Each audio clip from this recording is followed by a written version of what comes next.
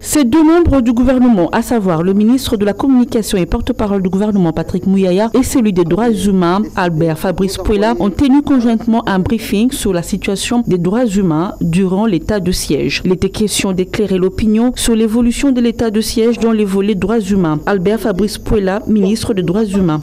Il y a très longtemps que cette crise a commencé, mais il y a énormément de progrès qui sont faits.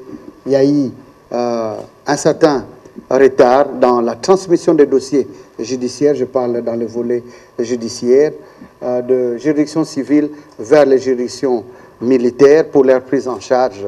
Et nous savons que ça ne se fait pas toujours de manière automatique, mais cela étant fait, maintenant on est en train de régulariser certaines détentions. Quant aux inquiétudes suscitées au sein de l'opinion avec l'arrivée des experts américains et de la force spéciale américaine, le ministre de la Communication et Médias, porte-parole du gouvernement Patrick Mouyaya, rassure. Ce qui se passe chez nous ici, c'est un embryon. Vous savez que nous avons 9 voisins. Si on laisse ces cancers des terroristes et ces métastaser, mais toute la région sera perturbée et ça entachera la sécurité du continent et la sécurité mondiale. Et donc, dans le cadre, puisque nous sommes en partenariat avec le gouvernement américain, les experts qui sont spécialisés sur les questions de terrorisme sont arrivés. C'est notre armée qui fera la bataille. Ils viendront regarder les plans, quel type d'appui, quel type de besoins, quel type de renseignements, et nous verrons comment avancer. La nomination d'un ancien rebelle à la tête du programme DDRC, la décision a été fortement critiquée par le prix Nobel Dr Mukwege. Le porte-parole du gouvernement avance les raisons qui ont milité en faveur de ce choix. Nous voulons vivre dans un pays réconcilié où tout le monde a un passé.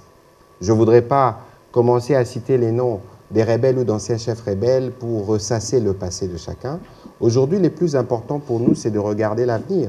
Parce que le profil de celui qui doit diriger le programme des DRCS, c'est un profil qui doit répondre à un certain nombre de critères. On pourra organiser peut-être, le moment venu, vous donner le curriculum vitae de M. Tommy Tambwe qui a été nommé.